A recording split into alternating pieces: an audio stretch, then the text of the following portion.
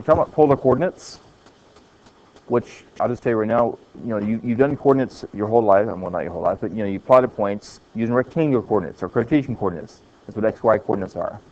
And so now we're doing something different, obviously. First, I say I wish, I would like to experience that. I don't really want to live there, I don't think, though. I grew up in the South, so huh? Yeah. Yeah, snow, toboggan and all that would be good. I've seen snow, but not like that. And, I mean, yeah. All right, so anyone heard of Mandelbrot before, by the way? He kind of came with the idea of fractals, which are shapes with a fractional dimension. So instead of being one-dimensional, two-dimensional, three-dimensional shape, they'll have a dimension of like 1.3, 1.9, which is kind of hard to fathom. Now, I say we're talking about different coordinate systems. On the left is what you're used to, rectangular. Now, we're not doing 3 dimensions, but if you're doing 3-dimensional coordinates, you could do x, y, and z. Right? That makes sense, right? But that's not the way they really do it. They really do polar, basically. So you have an angle from the rotated from the prime meridian, another angle rotating up from the equator, and that's all you really care about because we're on the surface of the Earth. But then the third coordinate is the distance from the center, and so that's how polar coordinates work. Oh, I just have to show you this. If you ever look at a 2-dimensional map of the world, it's distorted. It must be distorted because mathematically it's impossible to form a net, to draw a net of a sphere. Okay, you can't do it. And so this is I think a better projection. It's called the good homolysine projection. The typical projection is the Mercator. What's distorted here is it stretched out the poles. And so you can see Antarctica looks like it's as big as Africa and Asia combined, where it's not. And so you can see the farther you are from the equator, the more the Mercator distorts things. The good homolysine, basically what it does is puts all the distortion in the water. So the Pacific and the oceans are not drawn to scale, but the land is, which is good. That's all we really care about most of the time. So anyway, just a little aside. Like back to our systems, we're talking about polar now. Draw this. Actually, draw this. And I want you to understand, you now have one axis, the polar axis. You used to have an x and y axis. There isn't one really anymore. And the polar axis isn't even a line. It's just the positive x-axis. It's just a ray. And the origin, we still label it O, but we don't call it the origin anymore. We call it the pole.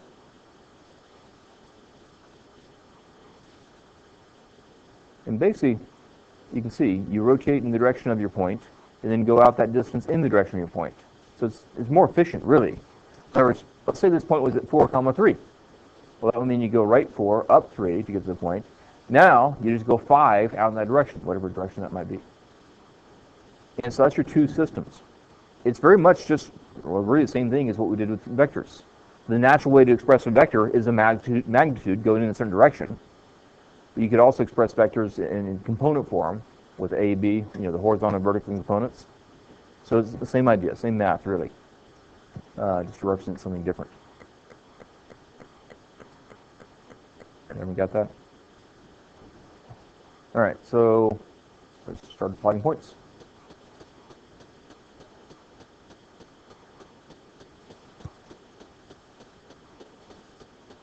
So just write the directions, then draw your polar axis. And to start with, frankly, I always thought, I still think, polar coordinates are backwards. In other words, you start with drawing the angle, okay? And then we'll deal with the radius in a second. So just draw a normal trig angle of pi/4. So draw your initial ray facing east, draw your terminal ray facing off in that direction, draw the rotation the way you normally should. It's positive, so it's counterclockwise, and then label your angle, pi/4. And then actually plot the point. You go out, mark off two units in that direction. I don't care how you scale your axis. And we'll call that point P, and we're done.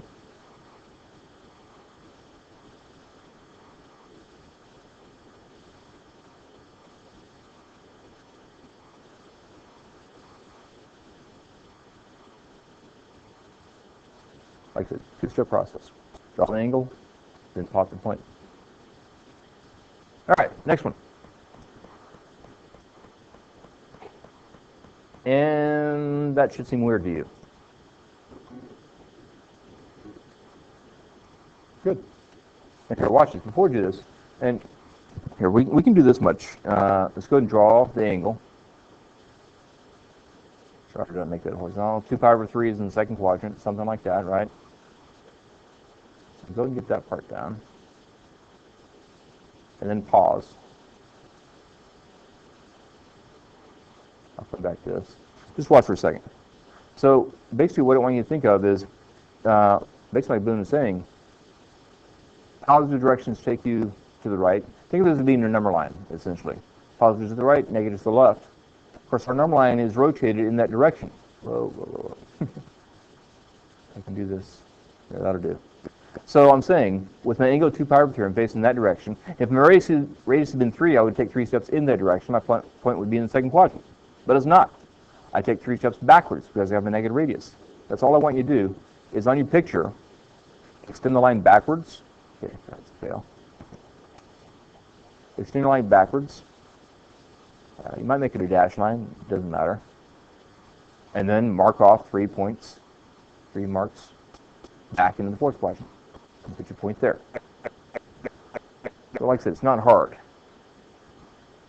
Use the angle to get the direction right, and then either go forward into that direction or backwards 100 degrees in the opposite direction. But the point is a fourth quadrant point. Okay? Well, I'm just saying, here, actually, watch. Let's try to get other coordinates to that same point. Okay, so watch this. Draw it again next to it or near it. We're going to do the same point. By the way, the angle that we use here is 2 pi over 3. What is the reference angle? If I extend this horizontal line, how much is that? Right? Pi over 3 for the reference angle. And so what I need here, I'm trying to get to that same point, which is off in the fourth quadrant, like we said. Here's my point. 1, 2, 3. Like I said, I want this amount of rotation. I want an angle that takes me in the direction of the point, because I want to use a positive radius, like I normally would.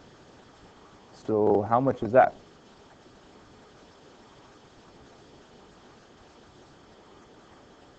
Come on, the reference angle is pi over 3. No, not 7. They don't add, subtract. 5 pi over 3? Right? All the way around is 2 pi, which is 6/3. The reference angle is 1/3, so 5/3. So write that down. Draw that, write it down. One thing you need to get right now is that polar coordinates are not unique. So these two coordinates I wrote are both coordinates for that same point. That doesn't happen with normal, rectangular coordinates, but it does happen here. And there's literally an infinite number of different coordinates I could write, which would be for that same point.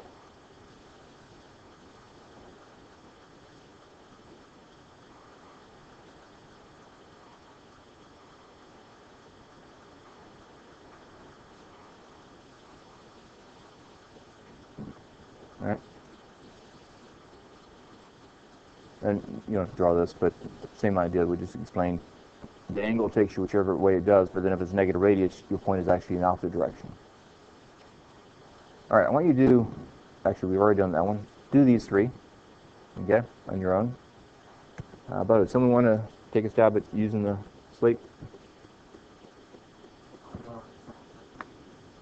I just forget to offer it. And really, if you have time, like later in the period, you'll have time to work on your work. If you want to play around with this and try to get proficient, feel free. Come on, someone. Well, okay, I'll tell you. It's hard.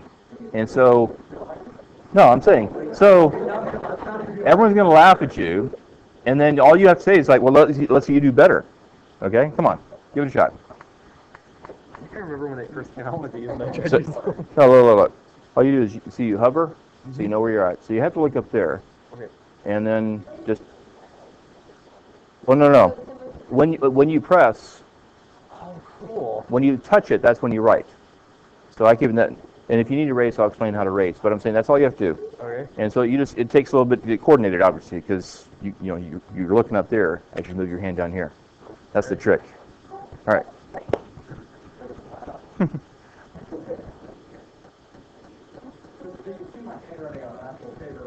I don't care. Actually, hold on. I'm gonna wait. Just don't.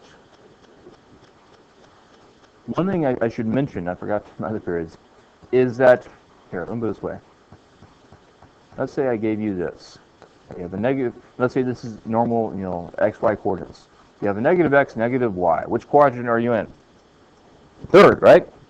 You can't do that with polar coordinates at all, because I could give you, I could get this. This could be a first quadrant, third quadrant, second quadrant, whatever. It all depends. So, I mean, if it's a negative angle, that negative angle could take you into any quadrant, right? And so, if I'm trying to get to this quadrant, I would need my angle to be an angle that takes you there, and then pair with the negative radius, we get to that point, right? So I'm saying you can't make any assumptions about the signs, none. They can both be negative and be in any quadrant, be positive, negative, be in any quadrant, be negative, positive, be both positive, be in any quadrant, okay? So be careful about that. All right, here, write this down, all the directions.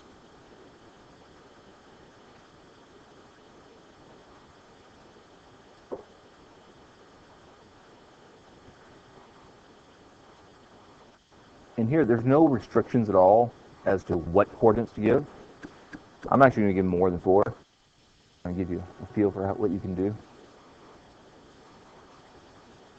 And you don't have to draw the original, but I think it's helpful. So there's our point. 2 points off in the first quadrant, right? And what I'm going to do is come up with several coordinates that keep that same positive radius, but then I'll do several coordinates that use a negative radius.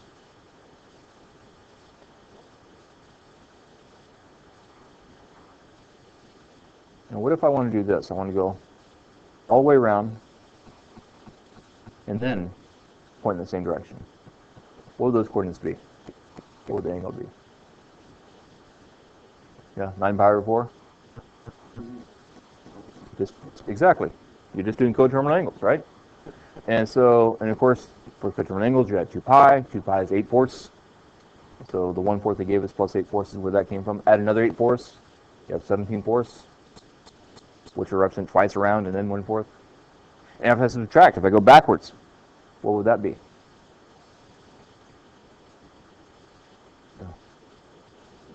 Yeah, negative 7/4. So those are all angles that point towards the point. So they all work for a positive radius. Now I want to do an angle that faces away from it.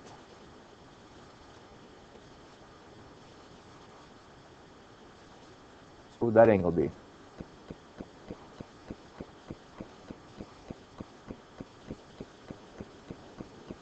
You want to do a 180, do 180 degrees away, opposite direction. So basically you add pi, which is 4/4, which is where the 5/4 came from. So that would work. Okay, what is this? What's coterminal to 5/4? Negative 3/4. If you do 5 minus 8, you get negative 3/4. There's another angle.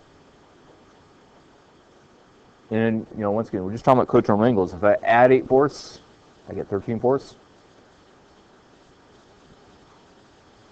Now remember, the point we're talking about was the point with these coordinates. Where is that point? First quadrant. So once again, either use any of these first quadrant angles that points towards it, and then go 2 steps in the direction of the point, or use any of these third quadrant angles that point in this direction, and then with the negative radius, you end up backing up to that same point. Okay, so like it's the first quadrant point the whole time. It's just different coordinates to get there. All right? All right, now you try it, except for here. And you have a bit of writing to do because the directions are more verbose. It's the same thing, except for now, you have to give very specific answers. So like here, you have to find an angle that works with a positive radius. The angle has to be between 2 pi and 4 pi. Basically, add 2 pi onto the angle they gave you, and you'll have that first one. So, like I said, either add or subtract 2 pi to get coterminal angles, or add pi to switch the sign from positive to negative, or vice versa. And then, basically what this is trying to say, for the given radius, do coterminal angles, or switch the sign by adding pi to it, and then find others by doing coterminal angles to that. I don't know. Maybe a tricky way to say that.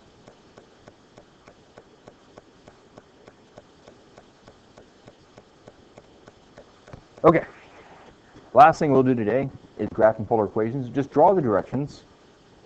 You don't have a grid, so we're going to do it freehand. Okay, so just watch for now. Before we actually draw this, I just want to kind of set the stage. Watch this. Let's say I gave you a typical equation like you did in Algebra 1. So if I want to draw this, obviously you know, oh, well, it's a y-intercept of 3, it's slope of 2, it looks something like that. The point I want to get across is all the points on this line are solutions to this equation. So like, if I had 2, it'd be 2 comma what? If you plug in 2, you get 7. So I'm saying 2 comma 7 is a solution to the equation. That's why it's part of your graph. What you're graphing is ordered pairs that solve the equation. Okay? So I'm saying that's the same idea. If I drew this, y equals 5, how would I draw it? I draw a horizontal line at 5. But why? Because every point on that line has a y value of 5. This equation is true about every point on that line. So here, that's what we need to do here. We need to plot points that have a radius of 2.5. What's the angle? Whatever. There's nothing mentioned about that. So here, I'll do it here. 2.5, my angle's 0, I get that point. If my angle's 15 degrees, I get that point. 30 degrees, I get that point. And so forth. So what shape am I going to get? And so that's all I want you to do. On your paper, draw a circle. Indicate that the radius is 2.5. That's what you get if you graph a polar equation that just fixes the radius. Which should make sense because that's the definition of circle. Set of all points such that they're equidistant from some other point called the center. We're just doing a couple of basic polar graphs for now. Next unit we'll do more interesting ones like cardioid, limison, roses, which to me don't look like roses, but rather like, I don't know, daisies maybe. And they can have 4 petals, 6 petals, 8 petals. Lemniscate.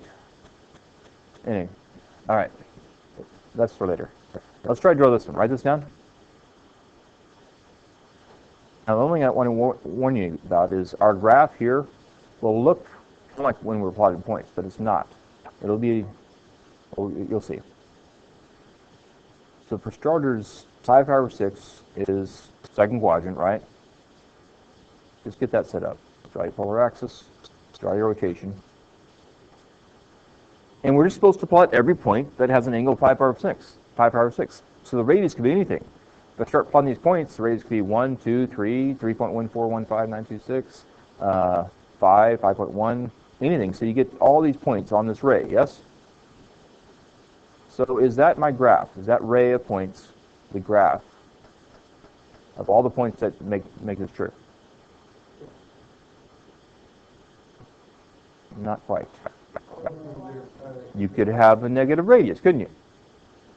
So if I'm facing this direction, my radius is -1, I get this point. If I'm facing pi power 6, my radius is -2, I get that point, and that point, and that point. So you actually get a whole line of points. Okay, I'm just going to start over. But that's what your graph should look like. It's a line going in the direction of pi power 6. And so you need to somehow make clear to yourself that, see this, I was saying this looks like when we plotted the points, but the answer is not a point, it's the whole line of points. Okay? All right, just watch. That's all you're responsible for right now, but I want to show you one new thing. And by the way, if you want to play around with this on your calculators, change your mode from function mode to polar mode. Okay, but not now, just watch. So imagine we're in radian mode, which you should be. If I make this my equation, just watch for a second. First of all, anything in terms of decimals. This is pi, which is 3.14. This is half pi, which is 1 point what? 57. Okay? And this is 4.71. All the way around is 2 pi, which is 6.28. Yeah. All right, so watch this.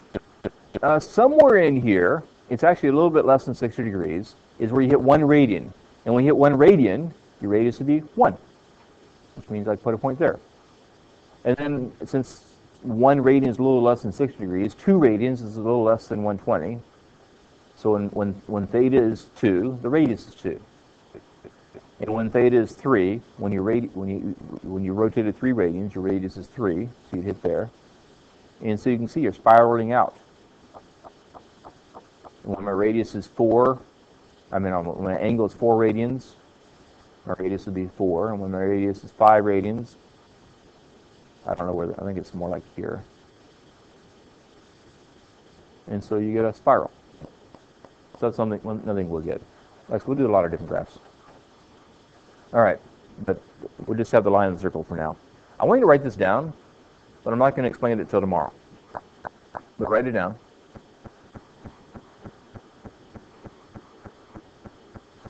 And I really want to see who can figure out how to do this, because you have the skills. It's just a matter of applying it. And all I'll give you as a hint is, draw it first, and from that picture you should have a good idea. You should be able to figure it out. And don't look it up. And hopefully someone in all my classes can explain it.